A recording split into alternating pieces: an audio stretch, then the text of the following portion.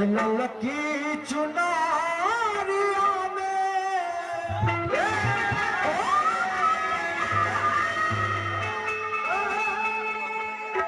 ललकी चुनरिया में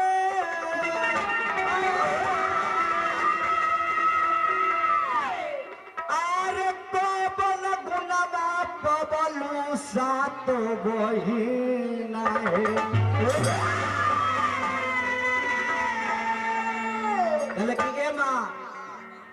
चुनरी में कवन गुण पौलू ना हो एक हरी चुनरी रखे के स्टाइल अलग हो गई ना जी पहले के माई बहन लोग चुनरी ओढ़ के 5 गो 10 गो सखी मिल के मंदिर पर बैठ के केना गई है तनी भाव में बबुआ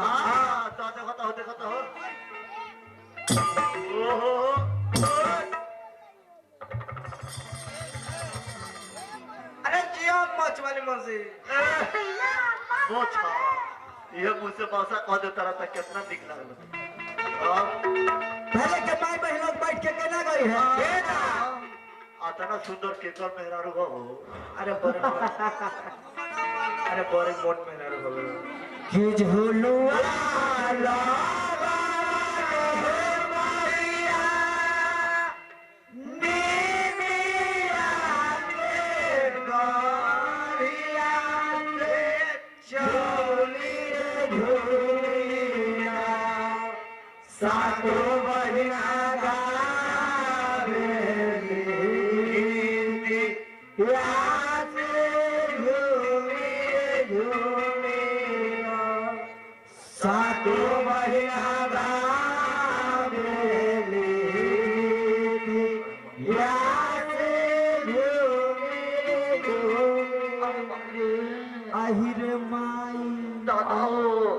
आगे गाही न आगे के गाही ना के मुकेश बाबा के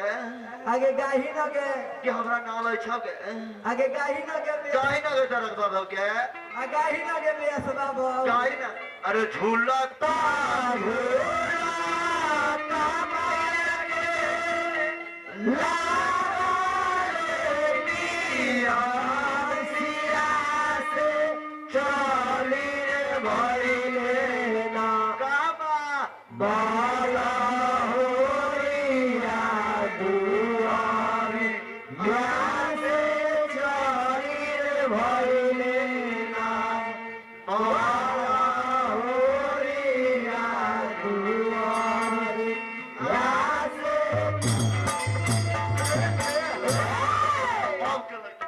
पहले के माई बहन लोग गई है अब के चुनरियों रखे के स्टाइल है तेरे को मेरे को अब के बबुआ रे केना रखी है मॉडल की बहुत सुंदर लगती हो ये सरकार फटल के माँ हाय हाय हाय कि ललकी चुनरिया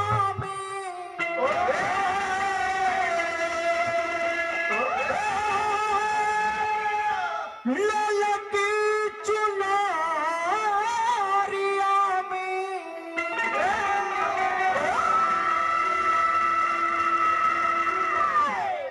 कवन गुणवा पवल सात बहिना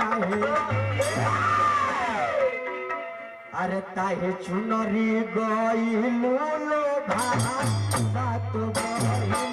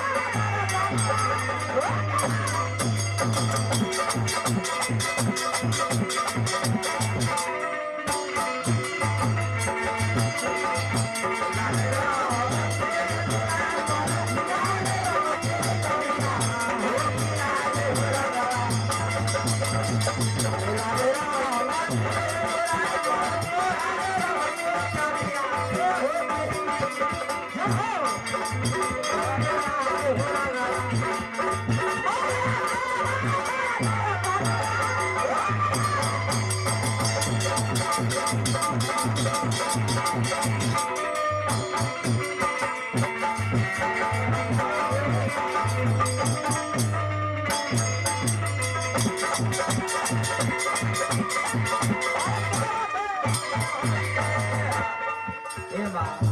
भले का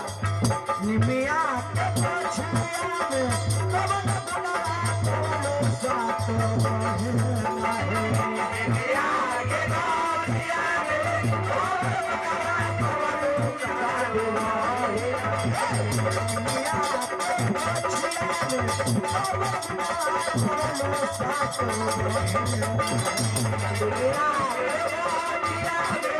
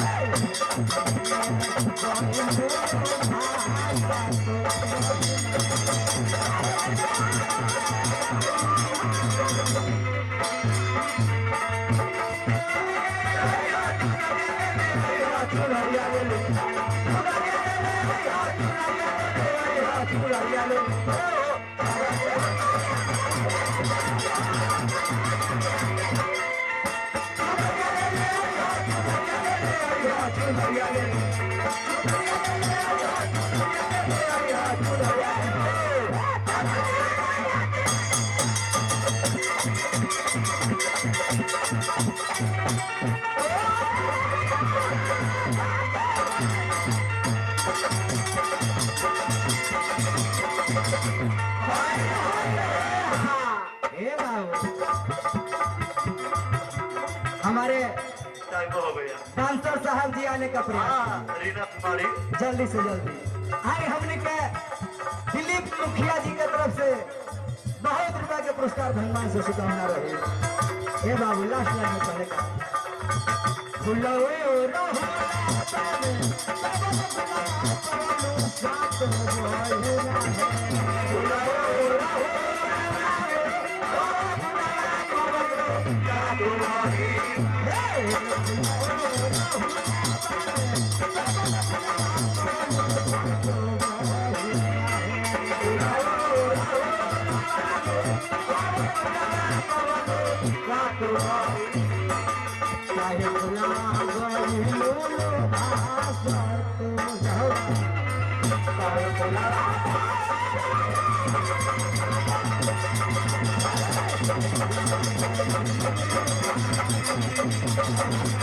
Thank you.